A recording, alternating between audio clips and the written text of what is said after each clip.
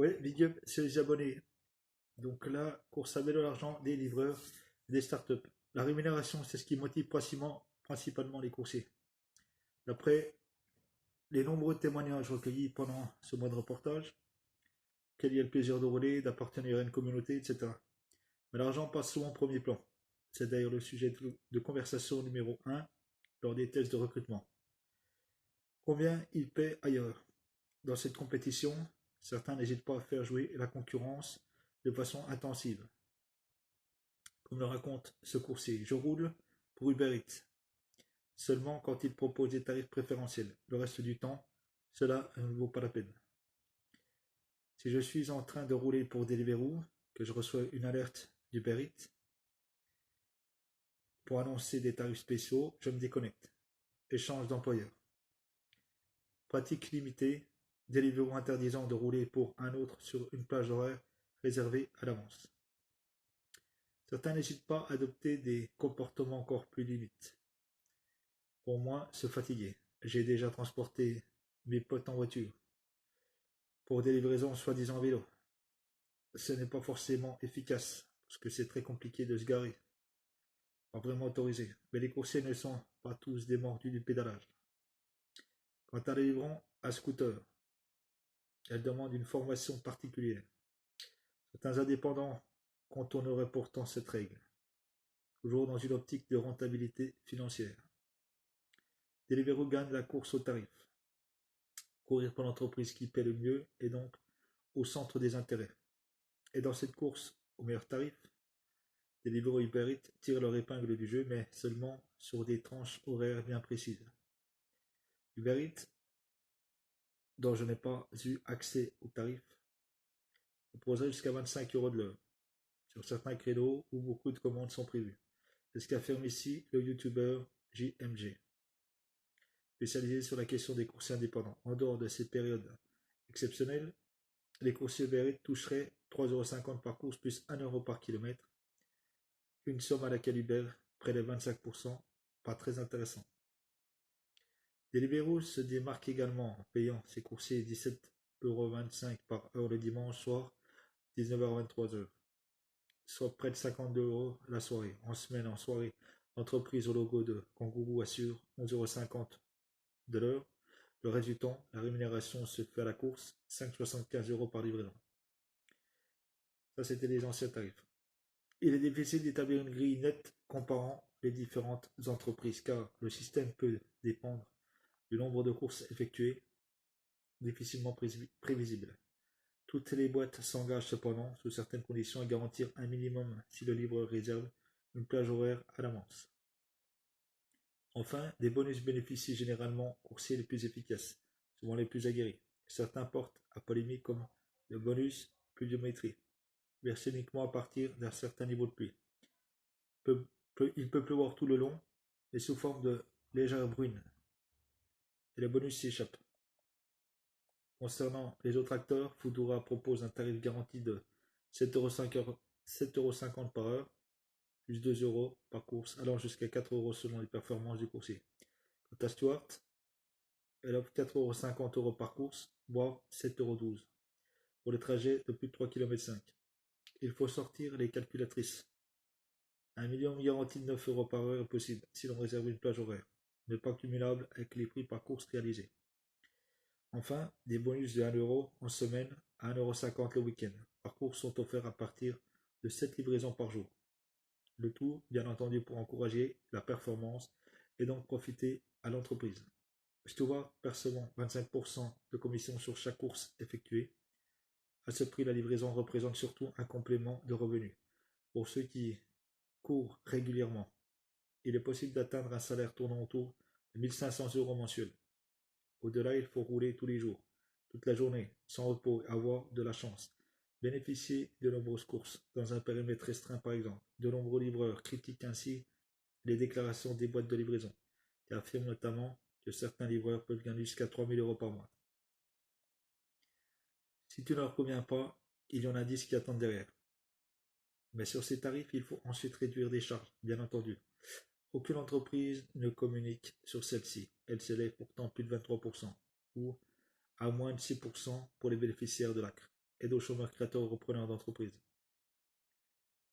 Une aide destinée, entre autres, aux moins de 25 ans et aux demandeurs d'emploi, ce qui fait de ce travail un passe-temps qui peut s'avérer rentable pour les étudiants et jeunes travailleurs, mais beaucoup moins pour les salariés plus âgés. Pourtant, aucune information n'est clairement diffusée à ce sujet. Lors de la session Stewart, un formateur questionné répond qu'il n'est pas possible d'établir un barème après les charges, puisque le montant de celle-ci varie.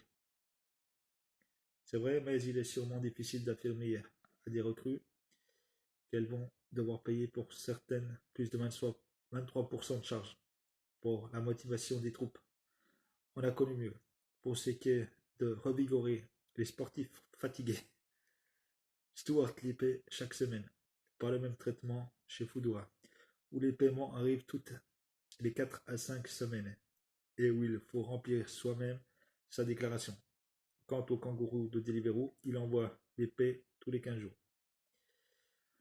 En dehors de ces calculs, le livreur doit fournir un matériel, vélo, téléphone, etc. bien entretenu. Il est bien entendu plus que nécessaire de posséder de bons freins, des éclairages fournis dans certains cas, des pneus gonflés, mais aussi un smartphone dernier cri permettant de capter au minimum la 3G. C'est une condition sine qua non, indispensable pour se géolocaliser, recevoir des missions, voire faire signer la réception d'une commande. Ce qui entraîne parfois un glissement du privé au professionnel quand on reçoit un texto perso au mauvais moment, voire le reportage. Difficile d'évaluer les frais de tout cet équipement qui ne fait pas forcément l'objet de nouveaux investissements. Le livreur roulant avec son matériel de prédilection, il y a pourtant forcément une usure qui s'installe.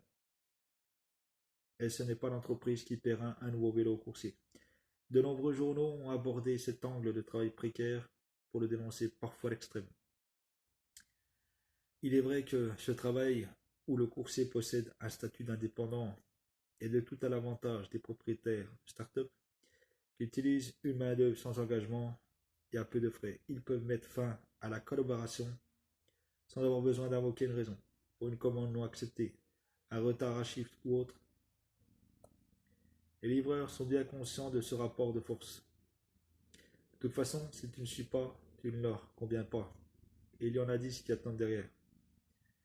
C'est une sorte de salariat alors qu'ils ne paient pas de charges, m'indique un livreur lors d'une conversation nocturne. Les coursiers sont très conscients d'exercer un métier souvent ingrat, tout en se prévalant de réaliser ces contraintes avec un rien de bravoure. L'expression on va charbonner revient souvent sur un ton fanfaron dans la conversation. Cependant, le livreur à vélo peut chercher autre chose que courir après les euros. Comme se dépenser en toute relative liberté. Dans cette optique, Stuart offre un système assez ouvert où il est possible de se connecter et se déconnecter à n'importe quel moment en free shift, c'est-à-dire en libre, au créneau libre, sans réserver de plage horaire à l'avance. De la même façon, il est possible de se connecter depuis chez soi sur une plage horaire réservée en attendant de recevoir des courses. Les autres applications nécessitent de se positionner à une adresse Foodora ou dans une zone Deliveroo précise pour commencer un shift et de s'inscrire à l'avance. Cependant, s'enregistrer dans une zone délimitée par arrondissement avec Stuart ne signifie pas que l'on se restreint à celle-ci. L'application fait appel au coursier le plus proche pour rechercher un plat ou colis à livrer. Le livreur peut ensuite pédaler bien loin en dehors de sa zone et enchaîner les missions jusqu'à retrouver à l'autre bout de Paris. Enfin, l'équipement proposé par Stuart est assez minimal, ce qui n'est pas plus mal. Les coursiers s'habillent comme ils le souhaitent, tout en choisissant des couleurs neutres. Pas de maillot de foot qui pourrait froisser la clientèle. Jusqu'à 275 millions de dollars de levée de fonds. Mais pourquoi faire? S'ils s'accommodent d'une manœuvre à bas coût, ces startups lèvent pourtant des sommes considérables, avec parfois quelques ratés, comme Take It Easy, grande référence du secteur, mise en redressement judiciaire fin juillet dernier, malgré une croissance mensuelle de 30% la dernière année, et deux levées de fonds successives de 16 millions d'euros au total en 2015. La troisième levée restait infructueuse, laissant ainsi sans emploi quelques 2500 coursiers en France qui n'ont pas reçu de salaire pour le mois de juillet. Take It Easy qui semblait bien fonctionner se finançait en prélevant une taxe aux restaurateurs, pour aller jusqu'à 25% par repas livré. D'après la lettre publique d'un professionnel en colère, les autres entreprises fonctionnent sur le même modèle de financement auprès des restaurants. Les livreurs de Take It, eux, sont allés se recycler chez la concurrence quand ils n'ont pas intenté une action de justice. Cette faillite pourrait avoir bénéficié à un autre acteur, Deliveroo, qui a levé 275 millions de dollars quelques jours plus tard. Ironiquement, malgré ses bons résultats, l'entreprise ne serait pas rentable. La dernière levée a pourtant permis à la Britannique de frôler le statut de licorne, une start-up valorisée à 1 milliard de dollars. Parmi ses concurrents, l'allemande Foodora fait office de challenge sérieux, soutenu par le solide groupe Rocket interne. Derrière, la française Stuart fait une percée dans le secteur avec une levée de fonds de 22 millions réunis fin 2015, avec notamment la Poste qui investit 10 millions d'euros. D'autres entreprises tentent de se faire une place sur ce marché très concurrentiel. FoodChéri, Uber Eats, PopChef, etc. Certains jettent l'éponge, comme Tok Tok Tok Tok. Racheté par un concurrent en septembre, Paris représente un marché de choix pour ces entreprises dites de la food delivery grâce à sa densité de population. Offrant un très grand nombre de restaurants et de consommateurs potentiels, reste à ces startups à ne pas s'entre-dévorer et à ces livreurs de conserver quelques miettes à grignoter à coup de bonus. Deliveroo, Foodora, Uber Eats, Stuart, etc. plongés dans les coulisses de la livraison de vélo. Ça, c'est... Voilà donc ce que ça disait sur cet article que je viens de tomber dessus de Paris Mag. À vous les studios, ciao.